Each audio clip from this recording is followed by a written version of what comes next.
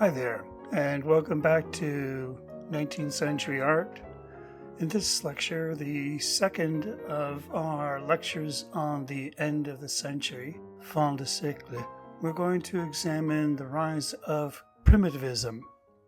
Now, Primitivism really is in many ways an outgrowth of symbolism, as there was this symbolist artist, Alfred Jarry, a French writer, printmaker, and all around completely crazy person who acted out his idea of what it meant to be an artist.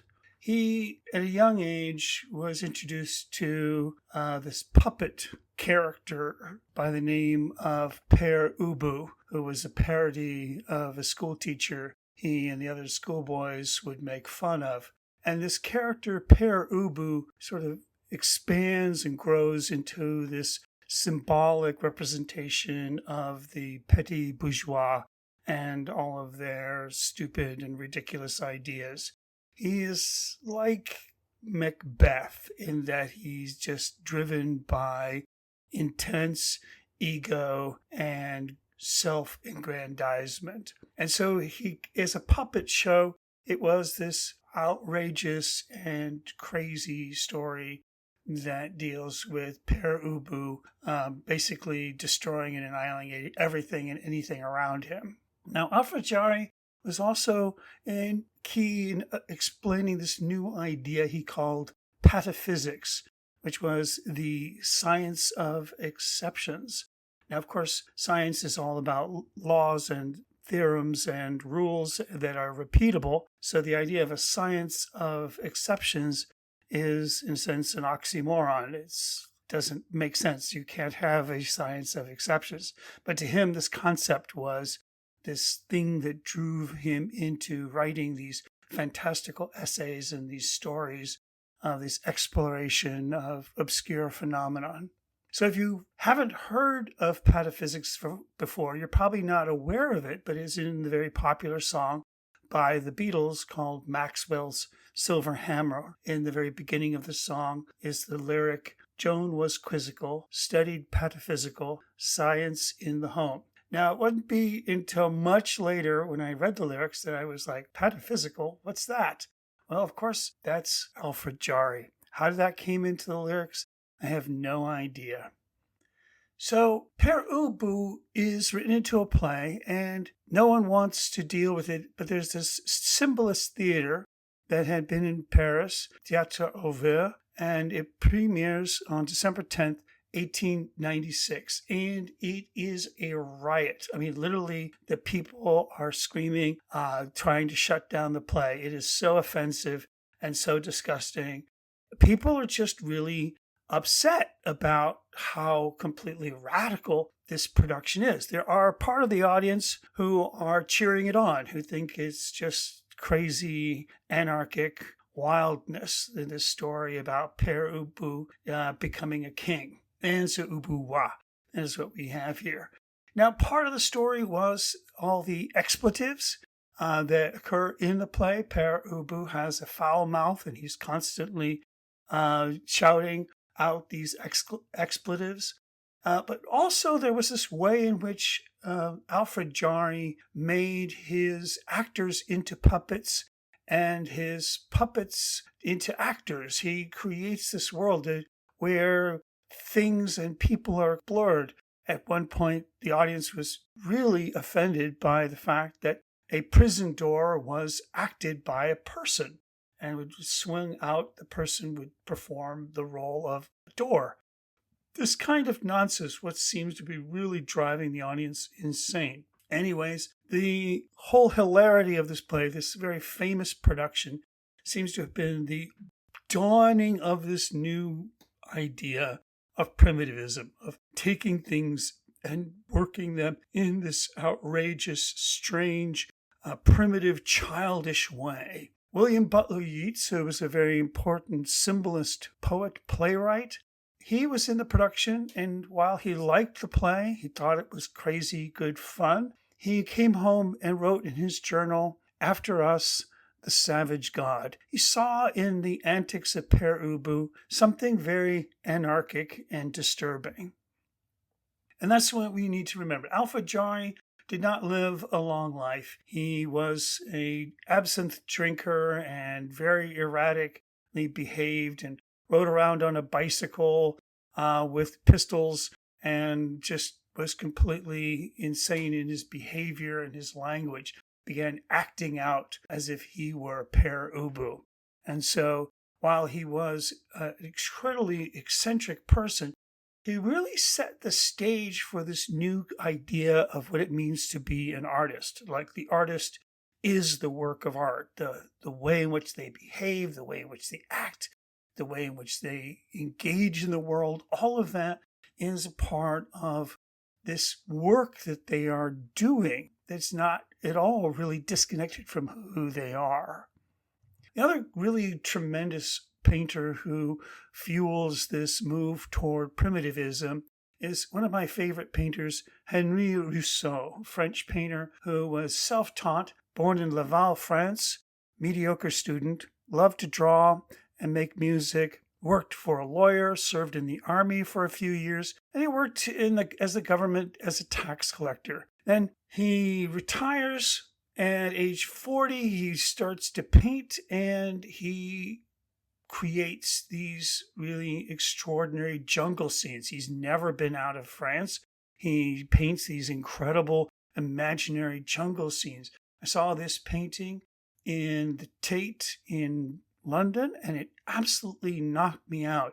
It was just so exciting, so rich. This tiger scared by a lightning storm. I mean, there was just something wonderful and exciting about this painting. I took a close-up picture because I was so impressed by the way in which he captured the quality of the rain and the fear of the tiger.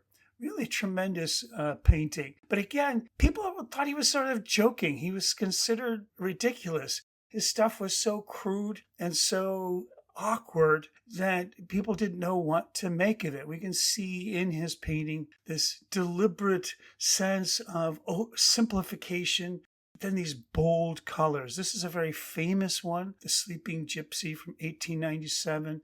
Henri Rousseau here again creates this wonderful sense of mystery. The figure is done in this awkward way. It all feels very flat, but there's this wonderful mystery about the scene. He does try and capture the sublime through the violence and the jungle and the craziness of the foliage that's in this wild tumult. It all feels like an unreal, imaginary world that he is exploring through his painting. Here, the hungry lion throws itself on an antelope from 1905.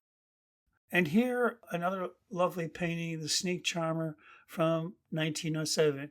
Now, Henri Rousseau was not any great painter. He was not recognized as any great painter during his lifetime. He really painted for his own pleasure for most times and really didn't have much success. But then something really extraordinary happened in 1908. Pablo Picasso was in Paris. He's walking down the street. He passes this junk shop and he sees a pile of used canvases, and the junk shop owner encourages him to buy a few of these canvases so he could paint over them. And he sees this one and he recognizes it as a Henri Rousseau, and it really speaks to him. There's a power in it, the solid black, the gesture. He said, "It took hold of me with a force of obsession. It was one of the most psychologically truthful of all French portraits." And he's really grabbed by this idea of the immediacy that he sees in the painting, the way that this simplified, primitive painting creates this energy about it that he wants to capture in his own work.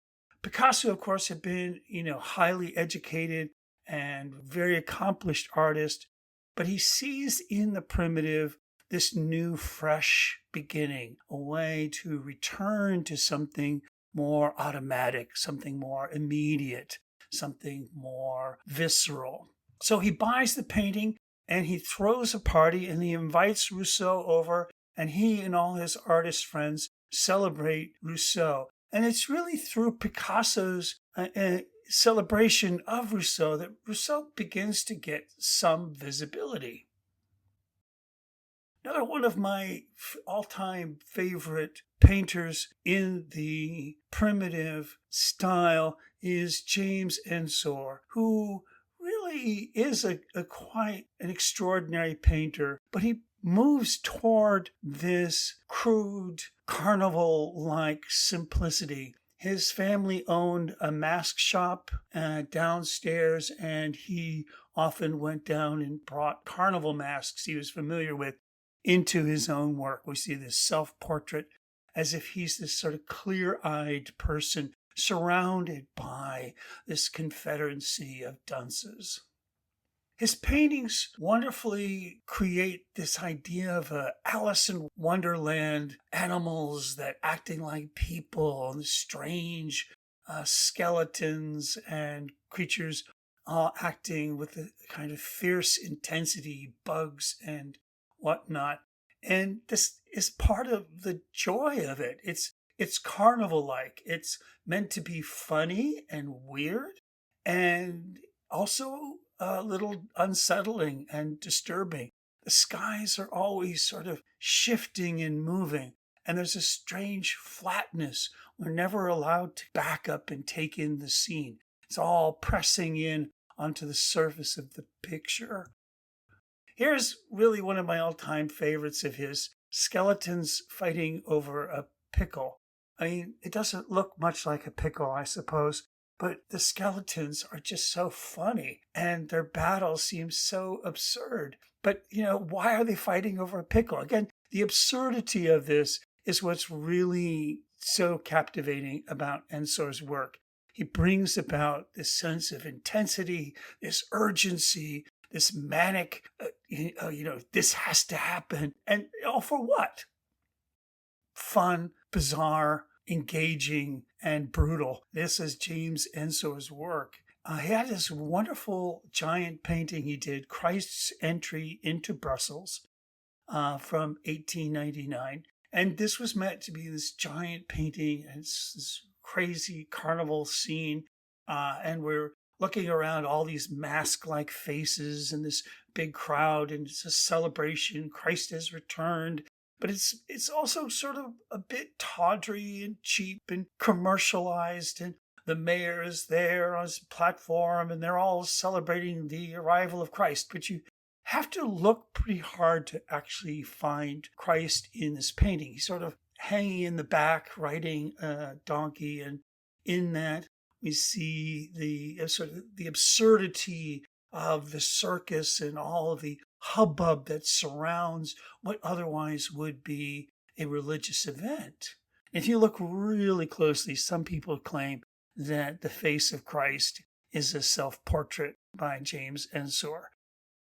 But the painting is really draws on a very famous painting by Pieter Bruegel, the Procession to Calvary. Again, we see the sort of comical, farcical people of the village, and this spiritual moment, which is usually, shown in this very somber way, is contrasted with the antics of the villagers. I was walking through the Art Institute the other day, and I saw this painting by James Ensor, Still Life with Fish and Shells. And by most accounts, this painting is not as crazy or wild or manic as many of the ones I've just showed you. But it does give us a really great insight into what his painting is about.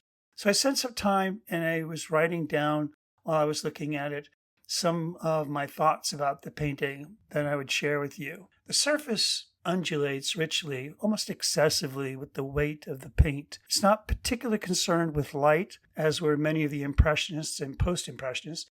Rather, it is the materiality itself weighing the objects down. There is an exhaustion of impasto and no easy place to rest or allow the eye to simply contemplate a thing. The things are fleshy and crusty, fish and crustaceans with an excess of limp weight that begs for smell. There is an excess of all things, and the way the surface in the background refuses to cede to that background makes the painting feel overwrought and heavy, even as it is delicate and beautifully ornate. The painting is lovely in a picturesque way, but it also has this underlying feeling of being empty and sad. Now, by far, one of the most celebrated painters of this time, at the end of the century, Edvard Munch, becomes enormously influential. We're all familiar with at least one or several of his paintings. And he really brings this powerful, primitive sense of raw emotional intensity to his work. The sense of grief, the sense of anxiety is all very intense. So here, The Sick Child from 1886, we can see subjects of family death and other themes of mourning and loss. His family was racked with death. These were times when a lot of people died, tuberculosis, or these are diseases for which there were no cure. And there were really terrible, terrible plagues that were running through the society at this time. Most people would just shoulder this grief and this intensity, but he seemed to need to find a way to bring those anxieties and those feelings of loss into the forefront. He did this painting several times. You can see here a different later version, which has got richer color and a deeper background. Now, of course, his most famous painting, The Scream from 1893, with its blood red sky and this howling figure in the foreground and these wispy, undulating landscape that towered behind him, this very dramatic rake of the perspective out into the distance. And he's written about this time. He says, I walked with two friends, then the sun sank, and suddenly the sky turned as red as blood. My friends walked on, and I was left alone, trembling with fear. I felt as if all nature were filled with one mighty, unending shriek. And so this is this experience he had looking at a sunset in 1893. And to be true, the skies at that time were extremely red. They were red all over the world. For Krakatoa had erupted in 1888.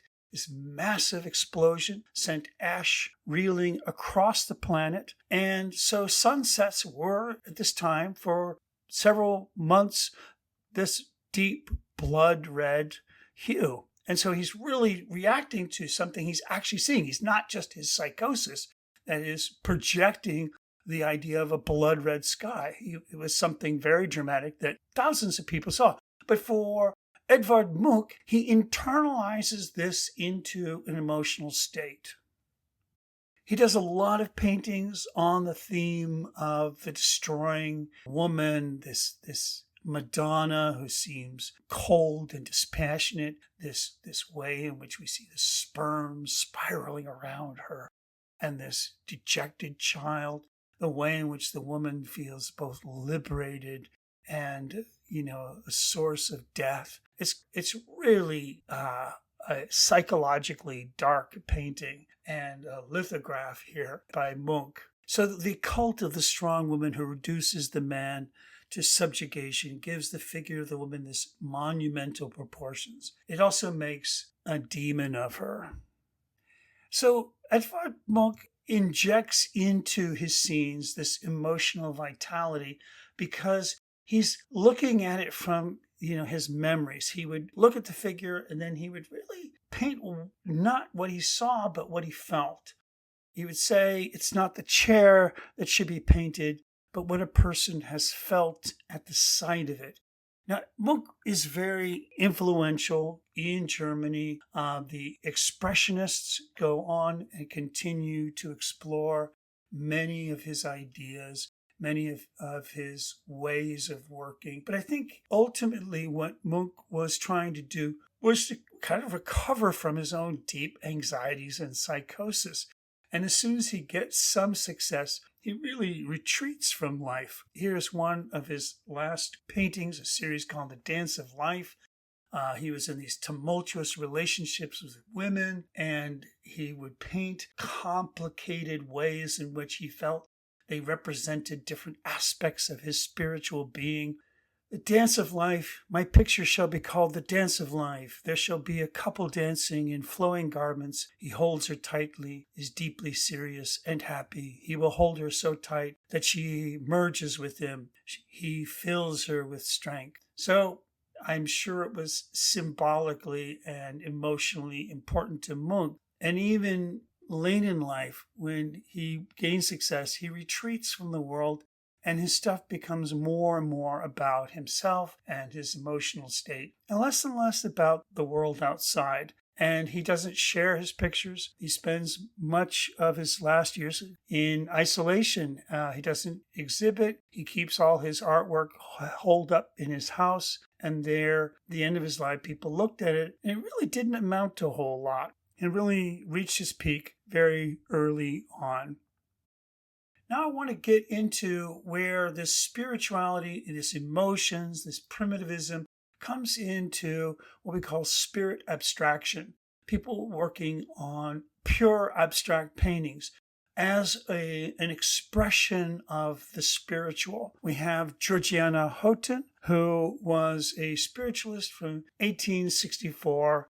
She began to create these abstract paintings, these visions that she would have, and work through them to create these absolutely stunning and wholly original, completely abstract paintings. And of course, this is decades before abstraction goes into the mainstream with Kandinsky and Malevich and Mondrian. And so we're looking at these women who were painting what they felt and what they saw in these spiritual visions. So Georgiana Houghton actually did an exhibition of 150 paintings in the 1860s, and it was really quite stunning. People were quite moved by it. Unfortunately, Georgiana Huntington seemed to be onto something really original, but she's not showing her work in artistic circles. And then by the 1870s, just as people are starting to pay attention to her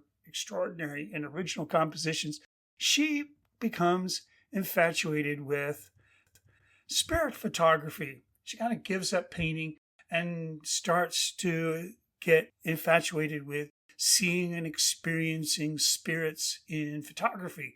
Now, today we know all of these pictures are a simple trick of doubling negatives, and this is part of the photographic process that was well known at this time among photographers. But to lay people who had no photographic experience, they spoke to the truth of their feelings about the spirit world, that it was present, and that people who were doing this, the charlatans who were promoting this, were enormously successful in duping a very large audience of otherwise very intelligent and well-connected people. And so even such luminaries as Sir Arthur Conan Doyle, the writer, the creator of Sherlock Holmes, he was a genuine true believer who really felt that the spirit photography, photographs of fairies and other spirits, this was all something that was really there and validated that these things existed. Spirit photography continues in its popularity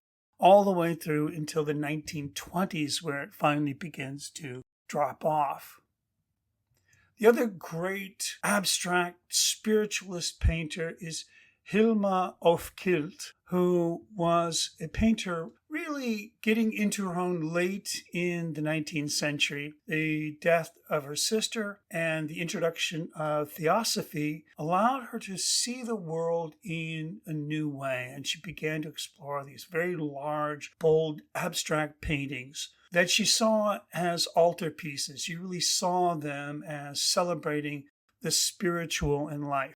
Now, Theosophy, 1875, is a new religion, even though it was not thought of as a religion, but more of as a philosophy. Theosophy melded Eastern religions with Western ideas to make them a little bit more accessible, and it became a way that people started to see this idea of this great masters of spiritual beings that inhabited and teachers that lead you on your spiritual journey. She belonged to a group of 5 women who were inspired by a theosophy, who shared a belief in the importance of trying to contact these so-called high masters by way of seances. And so she's deeply invested in the spiritual world, and she creates this incredibly rich paintings of this spirit world, create calligraphy and graphs and designs to show us this sense of this other world beyond sight, the things that we can only experience through a spiritual connection. She did exhibit her work a few times among spiritual groups, but she never really had an artistic audience that recognized her. When she died in 1944, she had completed over 1,000 paintings, yet she stipulated in her will that none of her work should be exhibited until 20 years after her death. So off Klimt's work comes several years before Kandinsky, Malevich, and Mondrian, long considered the main innovators of modernist abstraction. And they explored this idea that abstract art is something that comes from this male project of pushing the boundaries of the real. It really is deeply invested in a spiritual connection to the world. And women were at the vanguard of that spiritual artistic movement. Hilma af Klint